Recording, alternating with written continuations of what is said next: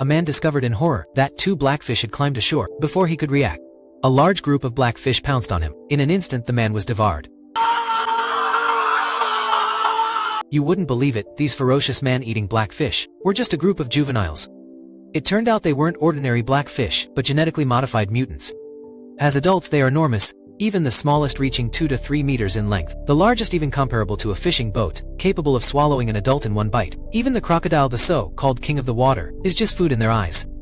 The fisherman was unaware of the danger lurking beneath the surface, driving his small boat and preparing to haul in his nets. Suddenly a float was pulled underwater, and he thought he'd caught a big fish, secretly pleased. But the next second he was violently pulled underwater by an unknown force. When he struggled to the surface, his entire right arm was gone. He desperately tried to climb back onto the boat, but was again dragged to the bottom of the lake. As blood continued to flow, only the fishing boat remained on the surface. Soon after, the police received a report that someone had found the fisherman's mutilated body by the river. The sheriff speculated that he had been attacked by a crocodile, but the forensic pathologist Eric, after examination, found that the bite marks on the body didn't match those of a crocodile. To determine the cause of the fisherman's death, Eric decided to bring along biologist Mary to investigate the scene of the incident. Along the way, Mary looked at the photos of the victim provided by Eric, and also believed the killer was not a crocodile. The location of the incident was still some distance from the ocean, making a shark even less likely. What kind of creature could inflict such horrifying wounds on a human? The two continued on their way, pondering the question. As they walked, Mary suddenly made a discovery. A closer look revealed it to be a crocodile, but it lay motionless on the bank. Mary, mustering her courage, gently poked it with an oar, and discovered in horror that the crocodile was dead, and only its head remained. She speculated that the crocodile might have collided with a fishing boat, resulting in its decapitation. After all, for a crocodile, the king of the water, such a tragedy was rare. But Eric stated that it was absolutely impossible, because there were no boats that large in that river. Things became even more mysterious, and the two continued paddling upstream. Soon they spotted a fishing enthusiast, standing in the water catching fish with his bare hands. Through conversation, they learned that he was a neighbor of the victim. So Eric immediately decided to go to the victim's house, to see if they could obtain some clues. After learning their identities, the fisherman led them to his home. There were 3 households here, living permanently in houseboats and making their living fishing. Then, introduced by the fisherman, they met the victim's wife and daughter, Jaime. The woman said that everything had been normal here, but since a storm a few months ago, fisherman had discovered a strange boat upstream. Since then, strange things have been happening in the river, the once abundant fish suddenly becoming scarce, and her husband had unfortunately met with an accident. Could all this be related to that boat? Hearing this, Eric decided to immediately set off to investigate the location of the strange boat. Soon the fishermen took them to their destination because they found the boat suspicious. The fishermen had never dared to board it. But Eric and Mary were not so easily deterred, and to uncover the truth, they unhesitatingly boarded the boat. They found the cockpit relatively normal, but the moment they opened the cabin, a wave of the stench of decaying corpses hit them. Bravely they climbed into the cabin, using the camera's flash. They discovered several highly decomposed corpses inside. Coming out, Mary couldn't help but vomit, while Eric discovered a strange scale inside. Mary had never seen such a large scale before. The fishermen didn't want to stay any longer, and urged them to leave immediately. But as Mary stepped onto the small boat, an accident occurred.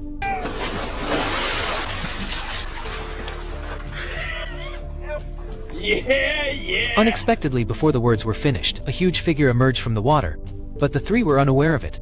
Eric reached out to help the fishermen when the terrible thing happened.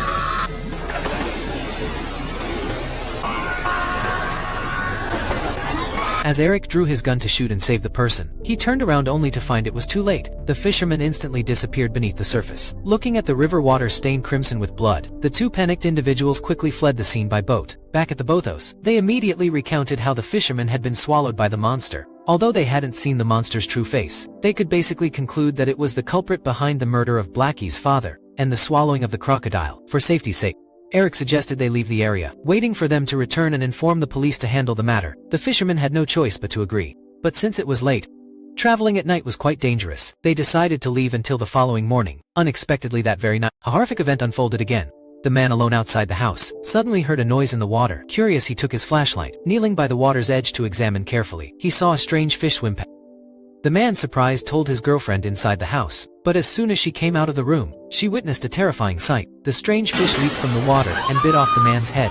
The others, hearing the commotion, rushed out to see what happened. Hearing the woman say there was something underwater, Mary immediately realized that the monster had followed them here. Eric warned the woman to stay away from the water, but having witnessed her boyfriend's gruesome death, she had lost her mind. and in extreme panic she only wanted to escape in her small boat. As expected, an accident happened immediately. The woman hadn't gone far when the strange fish targeted her, pushing her small boat into the middle of the river. Immediately, the strange fish attacked from beneath the boat, easily capsizing her. The woman fell into the river. Only now did everyone see the monstrous size of the strange fish, but faced with the woman's heart-wrenching cries for help, they were powerless. At that moment, the strange fish quickly approached the woman. Seeing this, the fisherman Rector quickly pulled the trigger, hitting the strange fish in the back and temporarily repelling it. But seeing its almost in reach prey, the strange fish clearly wouldn't give up easily. Soon it returned.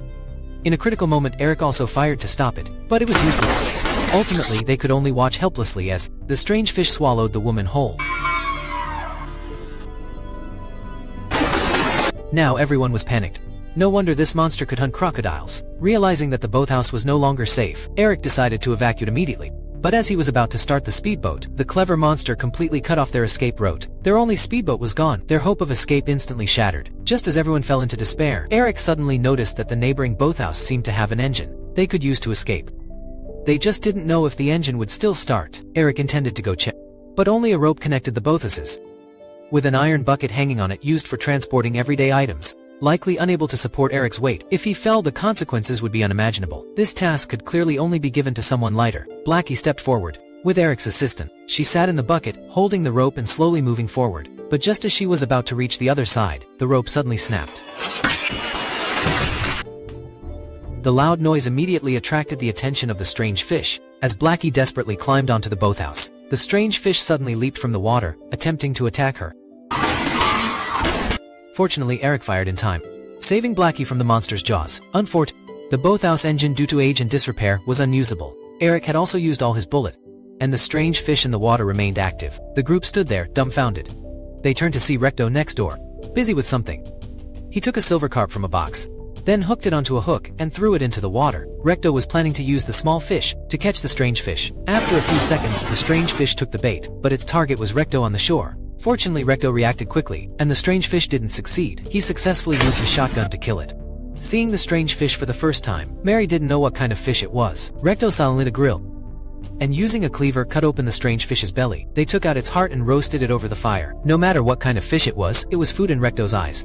Besides, it had eaten so many people. Only by eating it could they relieve their hatred. Watching Rector enjoy the delicacy, everyone naively thought things were over. Their tense nerves just relaxed. When the next second, a much larger monstrous fish suddenly lunged at Rector, scaring everyone. This time Rector couldn't escape either, being dragged into the water by the monstrous fish. Unexpectedly, there was more than one monstrous fish, and the survivors panicked again.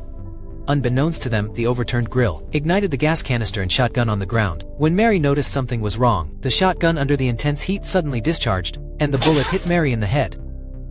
Before anyone could react, the ignited gas canister flew up and landed directly on the houseboat where the black girl was. The black girl on the roof just realized something was wrong when the house below caught fire, followed by a sudden explosion of the gas canister.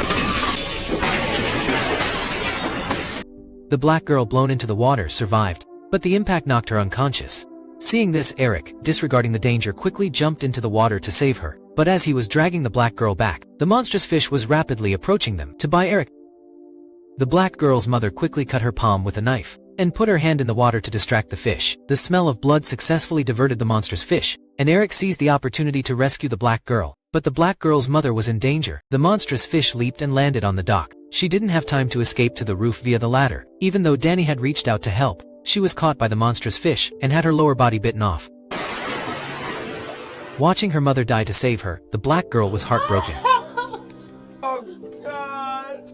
It's attacking the boat! Eric and the black girl climbed onto the roof, but the monstrous fish didn't seem to want to give up. It started repeatedly ramming the houseboat, trying to destroy their last refuge. Soon, under the fierce attack of the monstrous fish, the overloaded houseboat began to slowly sink. The three were helpless, only able to wait quietly for death. However, there's always hope. As the river water was about to submerge the roof, a speedboat slowly approached them.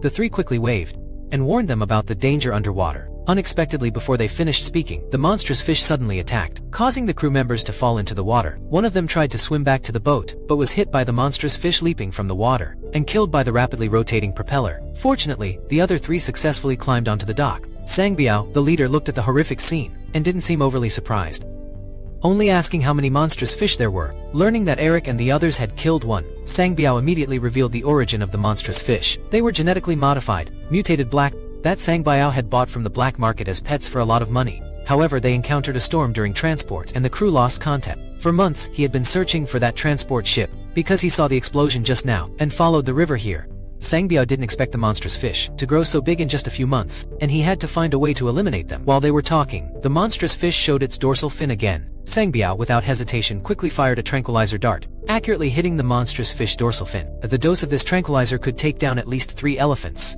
His subordinate couldn't wait to jump in and catch the fish, but the monstrous fish not only didn't fall, but leaped out of the water and swallowed him whole. Sangbiao was also a tough guy, and jumped into the water to try and save him, but he found himself in danger.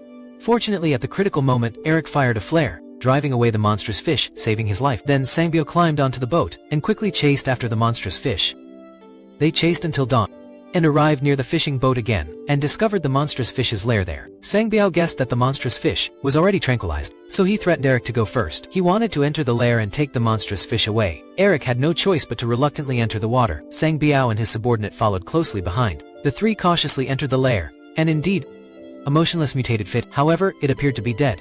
Then Sangbiao told Eric that he had originally bought 3 mutated fish, and now 2 were dead, leaving only 1 remaining. He absolutely had to catch the last one and take it back. Unexpectedly, while they were talking, the subordinate suddenly disappeared beneath the surface. Apparently the last mutated fish was hiding there. Eric didn't want to be eaten by the fish, so ignoring the danger, he escaped from the lair. He had just boarded the speedboat when intense gunfire erupted from the lair, followed by Sangbiao fleeing in a panic.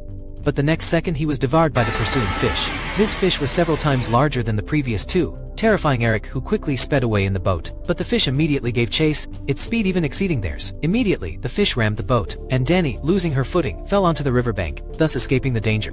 The fish was only interested in the speedboat, persistently pursuing Eric and Jaime. Looking at the trees ahead, Eric devised a plan to eliminate the fish. He immediately removed the propeller guard, and before the fish could catch up, they both jumped into the water. Using the rapidly rotating propeller, they finally killed the last mutated fish. But Danny, on the other side, was in trouble. Thinking she was safe, she lay on the riverbank gasping for breath, only to see 2 small fish swimming ashore. As she wondered about this, more small fish swarmed towards her, instantly submerging Danny. Unexpectedly, the mutated fish had laid eggs, and with so many of them, once they grew up, they would inevitably cause an even greater catastrophe.